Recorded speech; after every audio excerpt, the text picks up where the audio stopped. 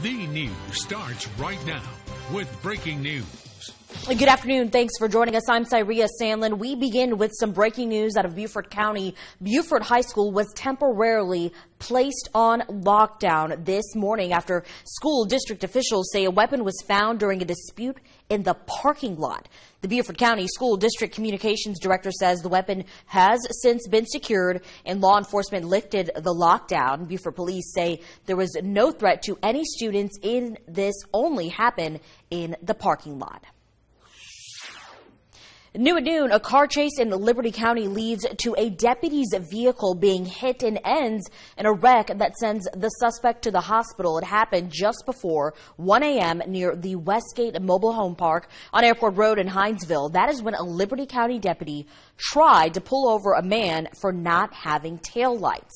The suspect, Christopher Ashdown, tried to drive away from the stop. Troopers say he initially went into the mobile home park, but met a dead end. Troopers say the suspect then turned the car around and tried to get past the deputy's car at the entrance, hitting the deputy's car before getting out of the park. Now, he made it to the intersection of Barry McGaffrey and Airport Road before a deputy was able to stop him with a pit maneuver. Troopers say he lost control of his car and flipped right there. He was flown to a Savannah hospital. No word on his condition. Well, if you live in Chatham County, you probably have heard or seen the rain coming down within the last 2 hours. The radar behind me doesn't look so good heading this way. Cutter Martin joining us now. Cutter, I got caught in the rain for my live chat earlier. I should have listened to you this morning. What can we expect the rest of the day? Thousands of jobs now coming to the Savannah community. This after Gulfstream made a major announcement last night. 2 new aircrafts will be delivered soon. You see them on your screen. The new business jets are the Gulfstream G400 and Gulfstream G800. During an event last night, the president of Gulfstream Aerospace introduced both of the new aircrafts. The Savannah Economic Development Authority says these aircraft additions will boost the Savannah economy for years to come. As manufacturing of the new aircraft and the flagship G700 continues to grow, Gulfstream expects job growth will continue as well. G800 deliveries are anticipated to begin in 2023, and the first G400 aircraft are set to start being delivered in 2025. Let's take a live look outside from our WTOC downtown Savannah Skycam. A 60-day pilot program in the city has now come to a close. Aluminum to-go cups were used in 13 restaurants in downtown Savannah in the to-go cup zone, and the results are now in. Councilman Nick Palumbo helped lead the effort of these cups, saying the pilot was a success with an overwhelmingly positive experience. Now the program will be officially launched later this month. The group says they will look for community feedback on a new design for the cup, and they're considering an annual cup with new designs each year to keep visitors and locals going to local restaurants to keep their collection of the cups growing.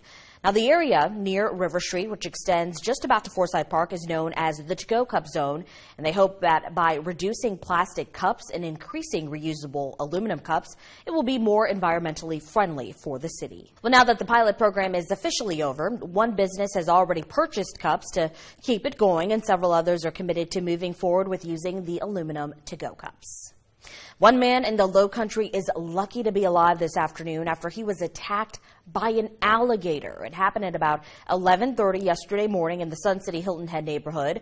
A South Carolina DNR official says a man in his late 70s was doing yard work near the edge of a pond when a gator bit him. They say a nearby golfer came to the man's aid. The man is being treated at the hospital for injuries to his arms and legs.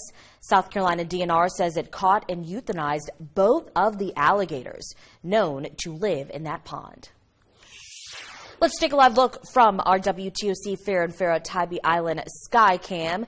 6 candidates now vying for 3 open council seats came together last night on the island to face nearly 100 questions in a public forum. Organizers of Forever Tybee and the League of Women Voters say residents are always eager to learn more about the candidates each election. The forum's moderator says she thinks the questions from tourism and quality of life to infrastructure and ethics offered good insight to where candidates stand on the issues. Well, if you missed the chance last night, but But you still want to hear from the candidates. Don't worry, Forever Tybee is hosting a meet and greet on October 31st from 2 to 5 p.m. It is free and open to the public. And the Hilton Head Town Council will hold a second reading this afternoon on some amendments to the town budget. This comes 2 weeks after the town announced plans on how it will spend federal COVID-19 relief money. Council will also vote on the town's hazard mitigation plan. That meeting, 3 p.m. today. You can watch online on the town's website or Facebook page.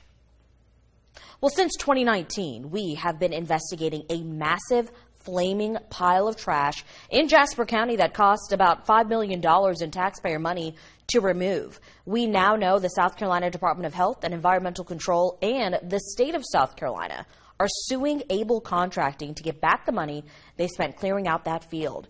DHEC worked for 6 months to remove all of that debris. The removal wrapped up in January of 2020. This cost you, the taxpayers, about $5 million, and the lawsuit says Able Contracting should pay up since the private business was responsible for the trash pile.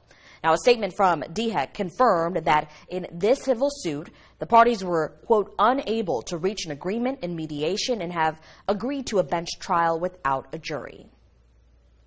I want there to be a recovery of dollars, either from the landfill operator itself or any insurance companies it may have, so that taxpayer dollars are recompensed. So we did ask Senator Davis what the state would do with that money, and he said if the case is ruled in favor of DHEC, the estimated $5 million of recouped money would be sent into the DHEC Contingency Reserve Fund. Well, the Facebook whistleblower is testifying before Congress today about the dangers the social media platform poses to teens. We'll have the latest from the trial underway right now, next.